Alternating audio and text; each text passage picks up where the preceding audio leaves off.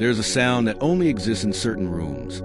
The soft hum of security doors, the sterile click of polished locks, the mechanical heartbeat of secrecy. That sound is echoed beneath the mountains of Switzerland for more than a century, guarding not just money, but stories too dangerous to tell. The Swiss banking system was not born from greed, but from fear. The fear of instability, invasion, and betrayal. For centuries, Switzerland's position at the heart of Europe made it vulnerable. Surrounded by empires that fought endlessly, it learned that survival depended not on strength, but on silence. By the early 20th century, that silence had become a business model. The idea was simple: neutrality could be monetized. While nations fought wars, Switzerland offered refuge, not to armies, but to assets. In a world where governments could seize property, freeze accounts, or destroy wealth overnight, Switzerland promised something extraordinary: anonymity. By the time the First World War erupted in 1914, Swiss banks had already mastered the art of discretion. Their vaults filled not only with gold, but with fear. The fear of monarchs hiding from revolution, industrialists hedging against collapse, and politicians who trusted steel more than their own governments. When borders burned, the mountains stayed cool. But it was during the Second World War that Swiss secrecy became legend. Europe was burning, and gold was moving quietly, invisibly, in trains that passed through neutral borders, in shipments labeled as machinery or grain. Some of it came from desperate governments trading assets for survival. Some came from individuals fleeing persecution. And some, perhaps too much, came from the very regimes that caused the war. The Swiss banks did not ask questions. Their laws, written in 1934, made sure they didn't have to. The Federal Banking Act declared that revealing a client's identity was a criminal offense, punishable by prison. The principle was absolute. A banker could not testify, could not disclose, could not confess. Secrecy became sacred, and in that sacred silence, fortunes multiplied. Nazi officials moved looted gold into Swiss accounts, disguising its origin behind numbered ledgers and false corporations. Neutral businessmen traded with both sides, their profits hidden in safe deposit boxes buried under the Alps. The vaults filled with the remnants of an entire continent. Gold teeth melted into bars, art without provenance, diamonds without owners. Switzerland became the bank of Europe's conscience, quietly collecting what were made unmentionable.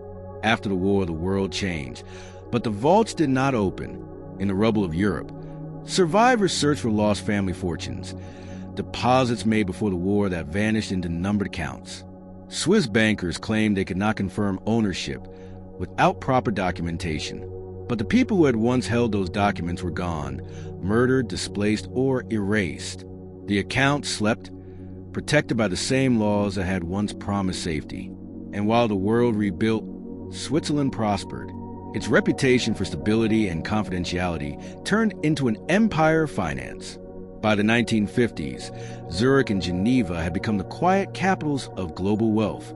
Dictators from Africa, oil tycoons from the Middle East, industrial magnates from Latin America all came to deposit their fortunes where no one could touch them. The Swiss franc became a synonym for purity, and secrecy itself became a kind of currency. In the Cold War, that secrecy became a weapon. As spies traded information and nations traded threats, Switzerland traded trust. Money moved through its vaults like coded messages, American corporations hiding profits from taxation, Soviet officials sheltering slush funds for operations abroad. In a divided world, Switzerland was the only safe middle ground. By the 1980s, nearly one-third of the world's private offshore wealth passed through Swiss accounts.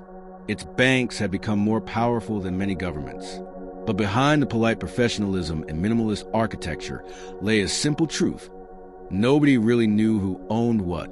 The line between legal discretion and moral complicity blurred into habit. Every vault tells two stories. One of protection, the other a concealment. Behind numbered accounts were not only businessmen avoiding taxation, but also regimes laundering the spoils of corruption. From Zaire to the Philippines, stolen billions found quiet refuge in Swiss steel. The same confidentiality that shielded legitimate privacy also protected crime. And when the doors closed, there was no difference between the two. In 1995, a U.S. Senate investigation uncovered traces of Nazi gold still stored in Swiss vaults, untouched for 50 years. The scandal forced the banks to release partial records, revealing the staggering scale of the hidden wealth. But even then, only fragments emerged. The rest remained locked behind layers of law and tradition. By the turn of the millennium, the digital age transformed secrecy into code. The numbered account became encrypted networks. The discreet banker became an algorithm. Yet the principle was unchanged. Money seeks silence. Switzerland, once a mountain refuge, became a digital fortress. If you're still here, understand this. Secrecy is not a moral flaw. It's a commodity. It's something nations buy when they fear exposure, something the powerful hoard when they fear loss. The Swiss just learned to sell it better than anyone else. And if you want to understand how the world's most discreet country became the custodian of its dirtiest money, subscribe now, because this story only gets darker. As global pressure grew, cracks began to form in the walls of secrecy. The United States, under growing scrutiny of offshore tax evasion, targeted Swiss institutions like UBS and Credit Suisse. Investigations revealed entire systems built to help billionaires hide assets from their own governments. Bankers were arrested, records were seized, billions in fines were paid. The myth of absolute secrecy began to die. But the truth is, it didn't really die. It adapted. When secrecy became too visible, it changed names: private wealth management, cross-border structuring, asset protection. The words evolved, but the idea remained: to make wealth invisible. Even after decades of pressure, Switzerland still holds more than $7 trillion in foreign assets, most of it legally declared, much of it not. Its vaults are no longer carved into stone but into code, spread across encrypted servers and trust structures. The faces behind the accounts have changed, but the principle is eternal. Secrecy survives because fear survives. Fear of instability, fear of politics, fear of justice. In a world where every transaction leaves a trace, Switzerland remains the last place designed to forget. By the early 2000s, the Swiss vault was no longer just a place. It was an idea. Money had evolved into data, a digital ghost that could live anywhere and nowhere at once. But while the rest of the world began to chase transparency, Switzerland's genius lay in adaptation. It transformed secrecy into sophistication, turning moral ambiguity into a service industry. The old model of numbered accounts, anonymous ledgers tied to a single key, was replaced by layers of trust funds, shell companies, and encrypted intermediaries.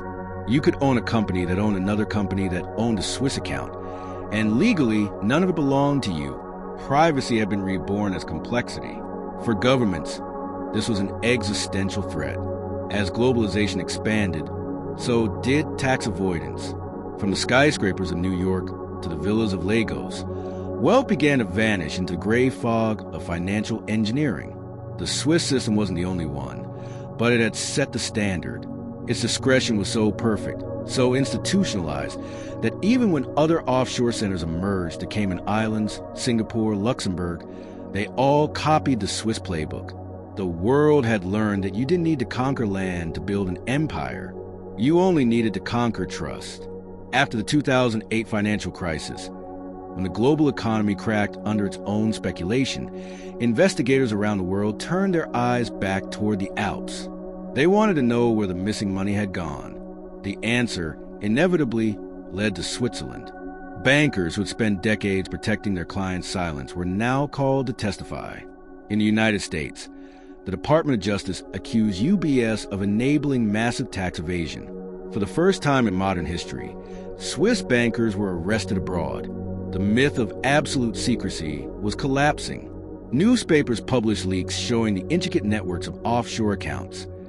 Politicians, celebrities, and corporations all hiding their fortunes in coded structures. The polite image of Swiss discretion turned into something darker, the architecture of inequality. But even then, the change was cosmetic. Switzerland agreed to share data with certain governments under guise of cooperative transparency. Yet the essence of secrecy remained. The information shared was selective, delayed, or filtered through layers of legal language. The vault had not opened. It had only been redesigned to look that way. The truth was simple. The Swiss banking system had become too central to dismantle. Trillions in global capital relied on its stability.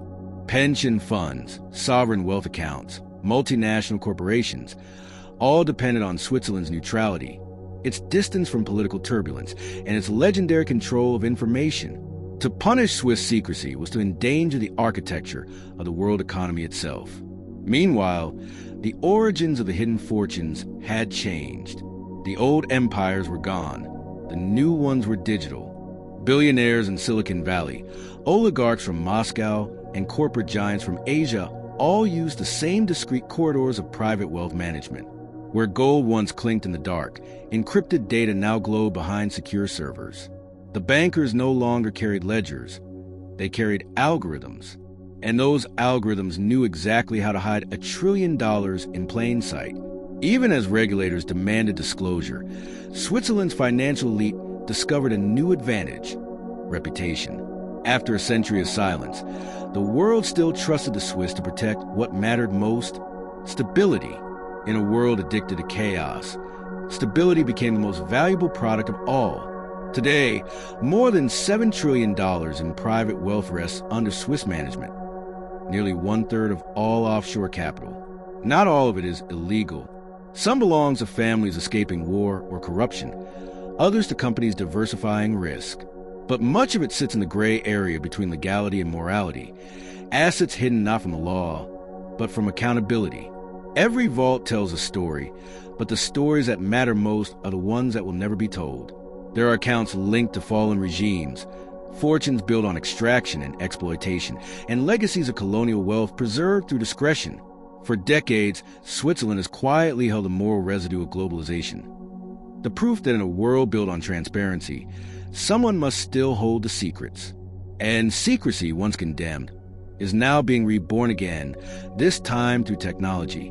Cryptocurrencies, digital wallets, decentralized finance. Each a new expression of the same instinct that made Swiss banking possible. Anonymity has gone global. The vault has simply gone online. Some call it evolution. Others call it inevitability. The same fear that drove kings and war criminals to Switzerland now drives corporations to blockchains. The fear of exposure, of loss, of consequence. The Swiss banks did not invent secrecy. They perfected it. And in doing so, they taught the world that the surest way to control money is to make it invisible. But for every fortune that sleeps in silence, someone pays the price. The trillions that hide from taxation are trillions not spent on hospitals, schools, or infrastructure. The secrecy that protects wealth also deepens inequality. It turns money from a tool of creation into a weapon of preservation. When you walk through Zurich's Bahnhofstrasse today, lined with boutiques and spotless glass towers, it's easy to forget what lies beneath. The cleanest country on earth built its prosperity on other people's dirt. Carefully stored, never judged, never disclosed. The world admires Switzerland's efficiency, its neutrality, its calm. Few realize that beneath those mountains lies the financial shadow of the entire planet. And yet, perhaps that is what makes the Swiss system so enduring. It doesn't fight morality. It absorbs it. Every scandal fades. Every investigation settles. The bankers stay polite, the laws stay intact, and the money stays where it always has, safe, silent, and untouched. Because in the end, secrecy isn't about what's hidden. It's about who decides what's worth revealing. The world may have digitized, globalized, and evolved beyond empires, but the instinct remains. From gold bars to encrypted keys, from physical vaults to virtual chains, the principle has never changed. The richest people on earth trust silence more than truth. And somewhere beneath the mountains, deep behind steel and stone, that silence still hums, cold, precise, eternal.